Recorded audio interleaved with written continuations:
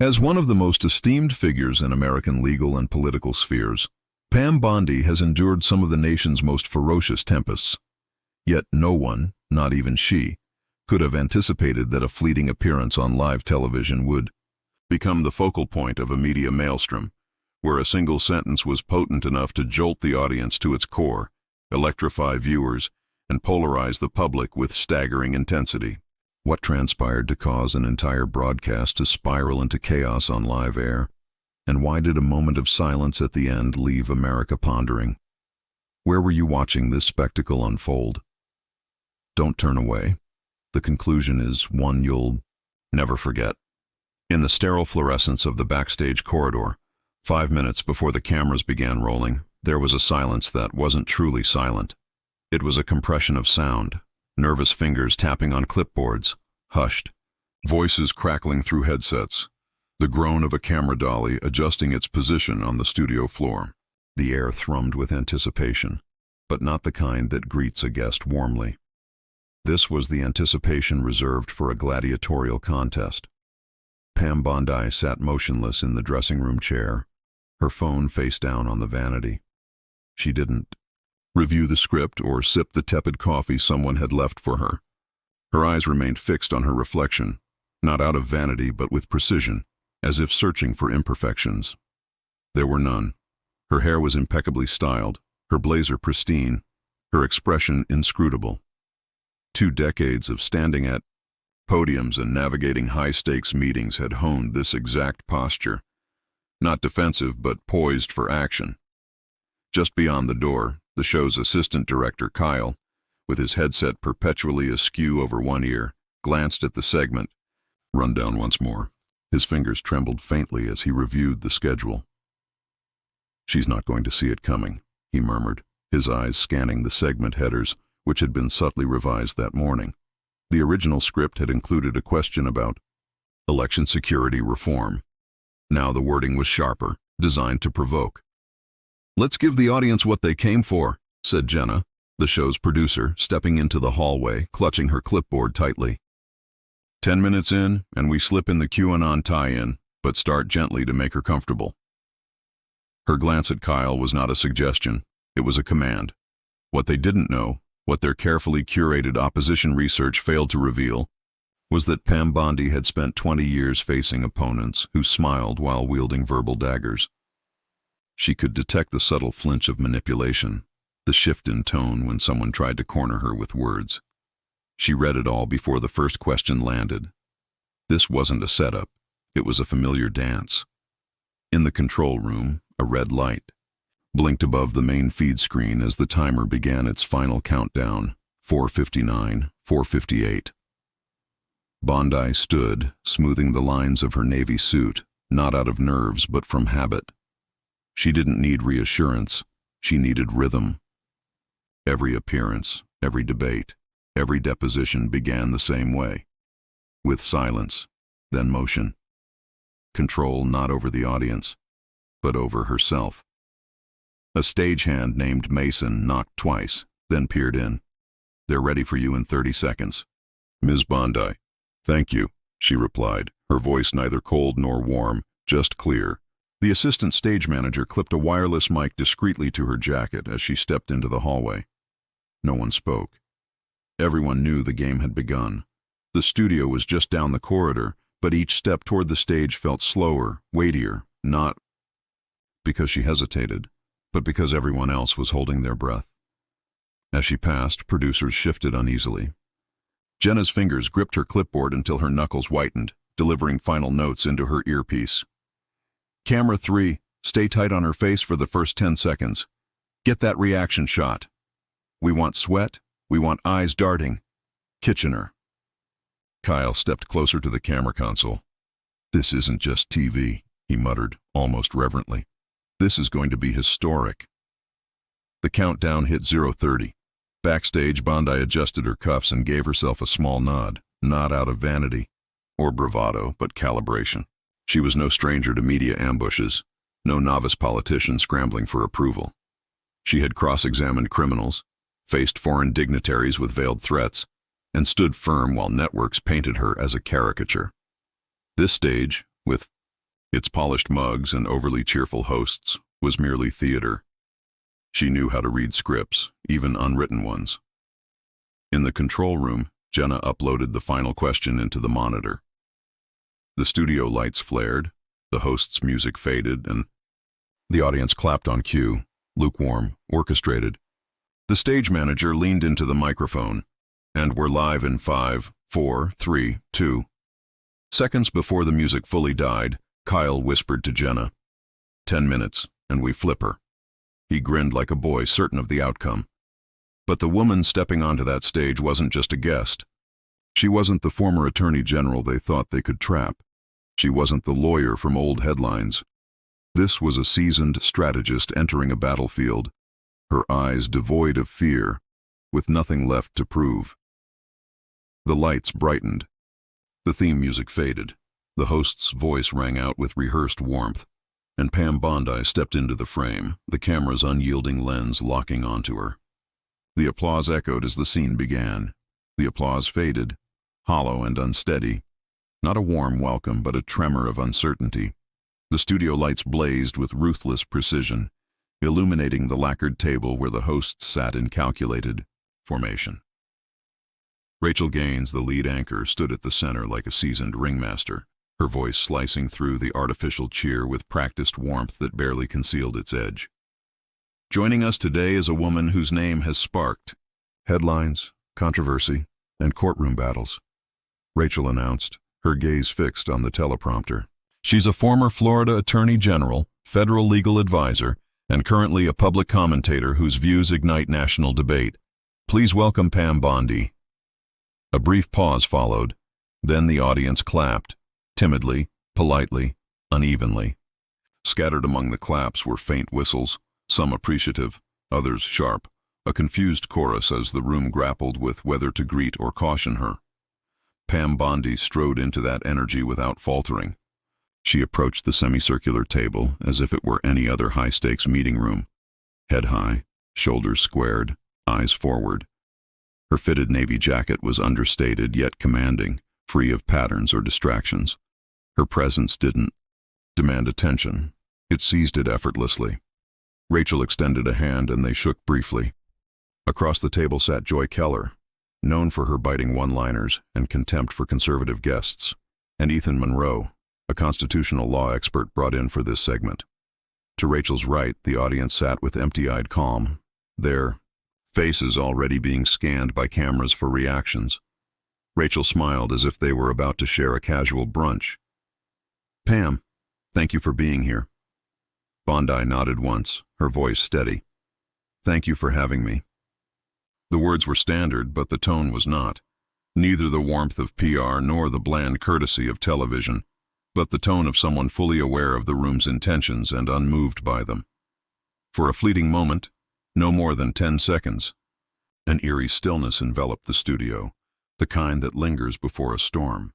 Bondi's eyes swept slowly across the room, not forcing a smile or blinking excessively, simply observing the hosts, the lights, and the producers behind the glass. She noted every angle, every cue, every subtle twitch. It was the gaze of someone who had walked into traps before and emerged unscathed. Joy folded her arms, visibly unimpressed. Ethan leaned forward slightly, fingers laced, preparing his first move. Rachel, sensing the crowd's impatience, seized the moment. It's no secret, she began, that your presence here is polarizing. There are people in this room on both sides of the screen who recall your remarks during the last election, your stance on prosecuting media outlets for misinformation, and your close political ties. You've sparked everything from applause to outrage. Bondi offered no denial, no false modesty. Rachel continued, her voice friendly but her eyes narrowing. We'll get to those topics, but first, a simple question. She smiled as if disarming a bomb. Why come on The View? The opening move was made. Bondi's response was immediate. Because where conversation feels dangerous, it's most essential. The audience murmured, not in agreement, but in reaction, a hum signaling a shift. Rachel blinked once, her smile widening. Well then, let's not waste time. Without changing tone, she launched the first real strike. Pam, during your public appearances last year, you called for legal consequences against certain media outlets, claiming they manipulated facts to influence voters. You used the term criminal misinformation. Do you believe prosecuting journalists is the answer, or are you trying to silence those who disagree with you? A thick silence fell, real and heavy. Even the control room held its breath. Joy leaned forward, sensing blood. Ethan's expression lit up, not with enthusiasm, but with calculation. The question was surgical, prepped to provoke a flinch. Bondi didn't give them one. She turned her gaze fully to Rachel, not aggressively, not coldly, but directly. Her voice was like cool glass, no tremble, no pause. I don't support silencing dissent, she said. I support defending the truth when information is manipulated to undermine democratic systems. That's not journalism, it's sabotage. Rachel opened her mouth, but Bondi pressed on, slicing. Rachel's composure held, but her shoulders stiffened. She knew the rules.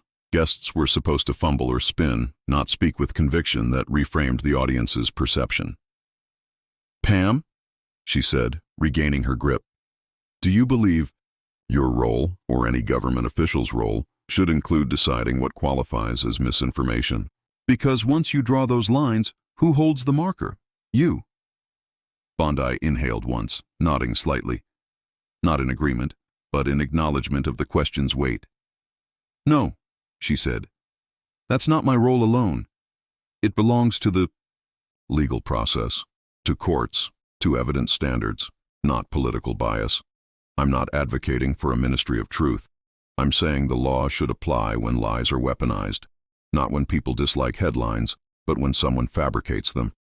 To bend the world to their will, she paused, knowing the power of silence between words. If a journalist makes an error, chases a lead, or misinterprets data, that's not a crime. That's the job. But when someone knowingly crafts a false narrative to sway voters or ruin reputations, that's not journalism. It's a political weapon disguised as a microphone. A camera zoomed in on her face, catching the faint flicker of her gaze. Not emotional, but steady, daring anyone to challenge her logic. Rachel nodded slowly, her fingers fidgeting beneath the desk. The audience remained mostly silent, but something deeper had taken root.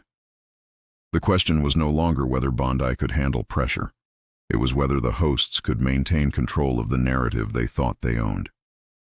The teleprompter operator hesitated, eyes darting between the script and the unfolding scene. Rachel tried to pivot, her voice lighter but still sharp. You understand why people are concerned, though. It's not every day a public official, even a former one, speaks so plainly about prosecuting the press. I understand the fear, Bondi replied. I've worked under its weight. But the fear of doing nothing is greater. When falsehoods go unchecked, the system pays the price, and the public picks up the pieces. The control room producer whispered about moving to the next segment, but Rachel ignored the cue, her attention locked on the woman across from her. They had expected rigidity, they got clarity. And in that clarity, they saw something far harder to counter. Not spin, not doctrine, but conviction. As Rachel glanced to her left for support, Ethan Monroe stirred, leaning forward, adjusting his tie, his tension betraying him. His eyes locked onto Bondi's, sharp with legal curiosity and skepticism. Well then, he said, his voice clear and calculated, that raises a simple but serious question. Who gets to decide what the truth is, Ms. Bondi? Ethan Monroe leaned forward, his posture that of a man who trusted the system because he had studied, taught, and defended it. His hands folded, elbows resting lightly on the table, but his voice betrayed no casualness. Ms. Bondi, he said, with the cool authority of an academic on familiar turf, what you're suggesting, prosecuting what you call misinformation, sets a dangerous precedent. The First Amendment exists for a reason. It doesn't protect polite, consensus-driven speech. It protects uncomfortable, even infuriating speech. The moment the government decides what counts as truth, democracy begins to rot. A soft murmur rose from the back of the audience. Agreement, unease, uncertainty. The tension wasn't just at the table anymore. It seeped into the spectators and crackled through the control room's headsets. Pam Bondi turned toward Ethan slowly, her movement measured, not confrontational. Her expression didn't shift. She regarded him like a seasoned attorney facing a witness caught in a contradiction. "I agree with the premise," she began calmly. "The First Amendment is the backbone of our republic. I've defended it in courtrooms where the stakes weren't theoretical. They were life-altering. I believe in the right to speak, publish, and dissent." She paused, letting the air settle, then took a breath. But the First Amendment was never meant to shield intentional falsehoods that cause tangible harm. There's a difference between being wrong and being malicious, between a flawed opinion and a manufactured lie. Ethan raised an eyebrow. Unconvinced. She saw it.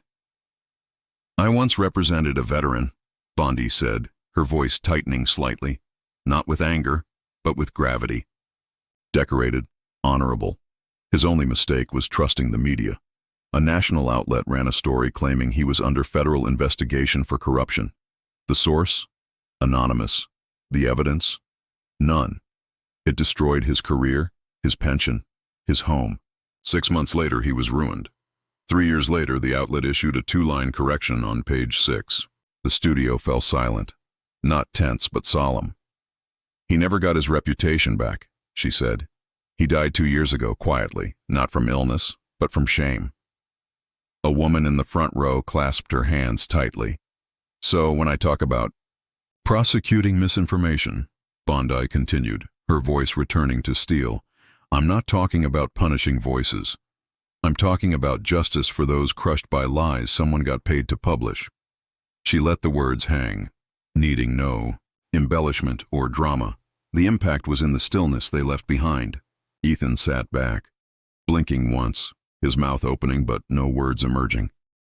He didn't nod or object, just looked down at the table for a moment too long. Pam turned to the camera, the harsh studio lights casting no shadow on her resolve. "Freedom of speech protects ideas, criticism, journalists who get it wrong while trying to get it right. But it does not protect coordinated, calculated smears that destroy lives." Rachel said nothing, listening now, not just moderating. Pam didn't look at her. She didn't need to. "Intent," she said with the finality of a closing argument, "is the legal difference. It's the moral one, too." The control room was silent. A producer whispered into a headset, but no one responded. There were no stage directions for this. The segment wasn't unfolding as scripted. Ethan sat still, the weight of her words visible in the slight slump of his shoulders. Pam took a sip of water, not to pause, but to reset. "Imagine a world," she added, "where those who can afford to lie the loudest face no consequences. If that's the price of free speech, we're not protecting liberty, we're protecting power." There it was again, that flicker in the audience. A woman nodding slowly, a man clasping his hands, a murmur near the back. Recognition. Pam didn't press it. She didn't need applause. She had their attention, and that was enough. Ethan, finally, looked up, his voice softer. "But who draws that line? Where does it stop?" Pam leaned forward slightly. "It stops when the facts do." Before Rachel could steer the conversation to safer ground, a voice rang out, not loud or staged, but undeniable. "She's right," someone said from the middle rows. Rachel froze. Joy Keller, who had been uncharacteristically quiet, tilted her head, her trademark smirk returning like a drawn blade. "Well," she said, her voice dripping with sarcasm. It didn't take long to pivot from law to political theater. The crowd's energy twitched, the tension shifted, and the gloves were finally off. The silence from Ethan's retreat hadn't fully settled when Joy Keller slid forward in her seat, her eyes narrowed with intent. This was her arena, the charged moment, the political jab, the volley launched with a smile. She knew when to strike, and Bondi's last exchange had exposed a tempting line. The spotlight tightened subtly, framing Joy's sharp features with precision. The producers behind the glass didn't need to cue her. She saw the ripple of sympathy in the audience and aimed to shatter it. "Well, that was passionate," she said, tilting her head with mock admiration. But let's not skip the part everyone's thinking about. Her tone hardened, sugary yet cutting. You talk about defending truth and law like an apolitical crusader, but let's be honest. Pam, you were one of Donald Trump's most visible defenders, from press briefings to campaign events. Your loyalty was never subtle. So forgive me if I, and many Americans, question your definition of impartiality. The audience held their breath, not cheering or hissing, sensing the unmasking attempt, the insinuation that Bondi was merely a proxy for a divisive administration. Pam didn't flinch or break eye contact, offering no softening smile. She let Joy speak, and when Joy leaned back, satisfied with her jab, Pam leaned in. I've never hidden who I've worked with, she said, her voice even but sharp, and I'm not ashamed of the work I've done. Her gaze stayed on Joy, unwavering. But let me be clear, she continued. Who I've worked with doesn't define who I am, how I work, how I uphold the law, how I hold myself to principle. That's the only measure that matters here. The words were deliberate, weighted with conviction, not defensiveness. Joy opened her mouth, but Pam didn't yield. You can disagree with the policies I supported, critique every press conference I stood behind, but if you suggest my loyalty to a former president disqualifies my ability to serve justice, you're making the same mistake many have, confusing association with obedience. A murmur began in the second row, a visible nod, then a soft clap, followed by a few more. Not explosive, but real. Not allegiance, but recognition. Bondi continued, unshaken. I didn't take an oath to a man. I took an oath to the Constitution, and I've upheld it whether standing beside a Republican, disagreeing with a Democrat, or facing a room full of people who'd rather I disappear. Her words lingered, heavy. Even Rachel, poised throughout. The rising tension pressed her lips together, her fingers tightening around her card. She could see the room shifting, not allegiance, but awareness. The stage's edges faded into shadow as the spotlight honed in on Pam Bondi, a symbolic gesture. This was the moment the producers had banked on, choreographed for maximum discomfort. A video clip rolled silently on the backdrop screen, a shaky, zoomed-in shot of Pam at a town hall event 2 years prior, standing beside speakers, one later identified as a QAnon supporter. The audience's attention sharpened, eyes shifting to the screen. Rachel Gaines, composed but edged, spoke. Pam, you've spoken about truth, law, and separating fact from fiction. Yet here you are, standing beside individuals who endorse conspiracy theories, some classified by the FBI as domestic threats. Are you representing the law or enabling extremist voices under the guise of listening? The clip froze on Pam mid-applause. Calm, the implication clear. It wasn't about her words, but her proximity. Pam didn't move or glance at the screen. Her composure remained untouched, defying the producer's hopes of cracking it. She turned to Rachel. I was invited to that event by a bipartisan group of local organizers, she began, her voice calm yet unwavering. The invitation had nothing to do with any group affiliation. It was about listening to communities who feel ignored. She continued, I'm aware of the speculation around that day. I know screenshots travel faster than context, but I don't believe in guilt by association. I wasn't there to endorse beliefs. I was there to hear concerns about election, security, small business collapse, and rising crime. People in that room weren't shouting in code. They were saying they'd lost trust in institutions. A few murmurs rippled through the audience. Not approval, but uncertainty. Pam leaned forward slightly, anchoring her words. If we stop showing up in rooms because we don't like everyone there, we lose the right to represent all Americans. I didn't stand with conspiracy theorists. I stood at a microphone and listened. Rachel raised an eyebrow. But you signed books that day with the phrase WWWG1WGA, a slogan tied to QAnon. Pam answered without delay. I signed a child's copy of my book with that phrase because it was requested. I didn't write it with intent, didn't speak it on stage, and I've condemned violence and extremism on every platform. Her voice was steady, clear. If our standard is to be held accountable for every phrase a stranger hands us, What politician survives that microscope? Rachel glanced at the control room, but Pam wasn't done. The moment we equate presence with allegiance, we dismantle dialogue. That's not justice. It's censorship by proxy. The screen went black, the clip over. All eyes returned to Pam, unshaken in the spotlight. She looked past the hosts to the audience. There are people in this country who feel forgotten, ridiculed, unheard.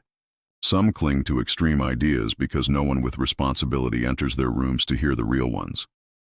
If we, as public servants, lawyers, leaders, reject those rooms because they're difficult, we're not protecting democracy. We're abandoning it. The lights softened, not mechanically, but tonally. Pam's voice dropped, not to lower tension, but to land words. If we refuse to hear what we don't want to hear, who deserves to stand behind the bench and speak for justice? It wasn't rhetorical. It was a challenge, echoing beyond the stage.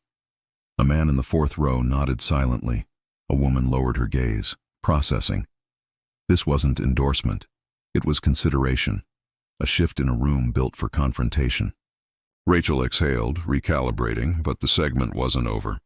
Ethan leaned forward, eyes fixed on Bondi with clinical focus. "Pam," he said, voice calm but deliberate, "you've questioned the 2020 election's integrity.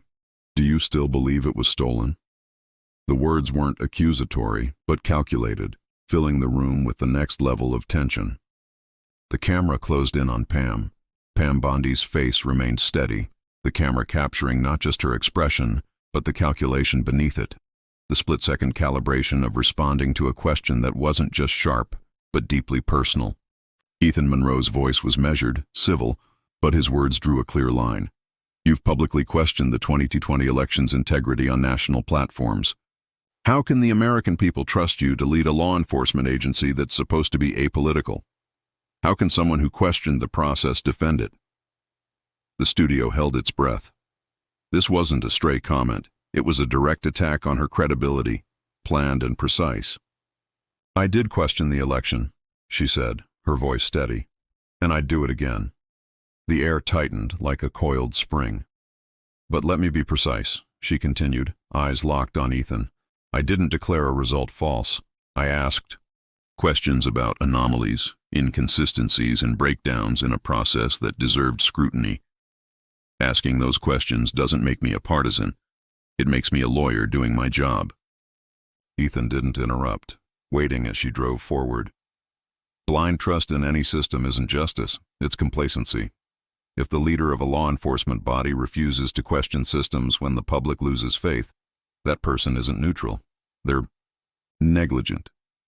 Her words were heavy, not explosive, in a room full of suspicion. Asking questions isn't denying outcomes. It's not chaos. It's accountability. She paused, her calm surgical. "I'm not questioning questions isn't about denying allegiance." The truth didn't require applause. She looked, didn't need to. A sharp voice from in the far left row broke out. "That's right." It wasn't loud enough for the mics to forecatch for her. The room audience shifted slightly, aware that she didn't change their presence, but had shifted. "She's not tearing it down." Ethan's voice was a clear, a lawyer's conviction.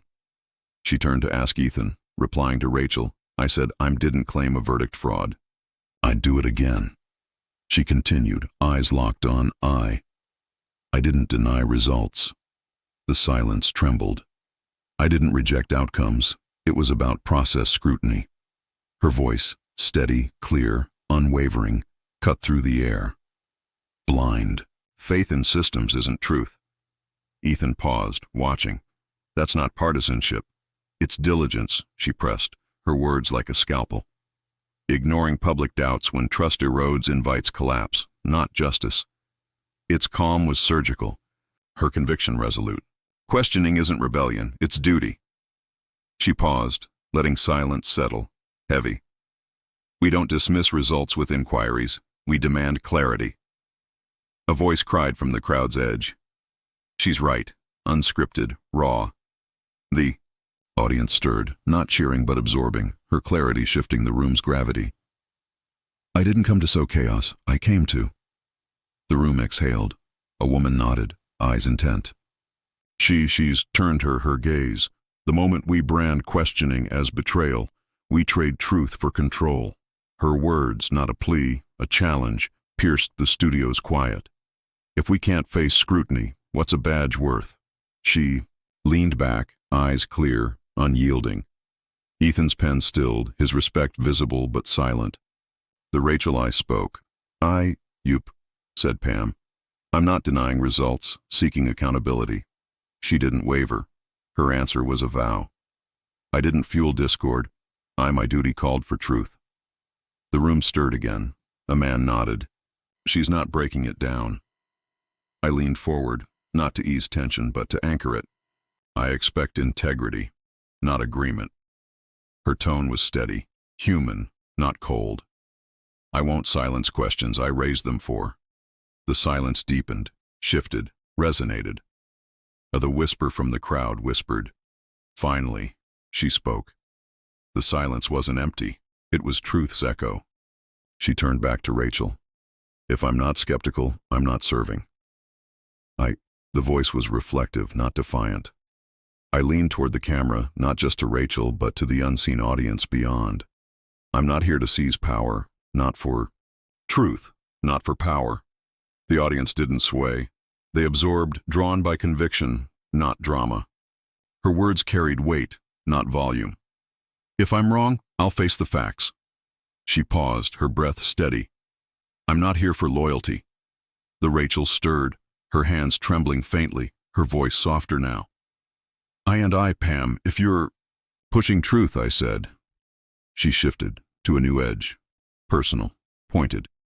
If you're reforming, not debating, what happens when resistance meets you? Will you fire dissenters? Silence them? Her last question sharpened, a final blade, probing, limits.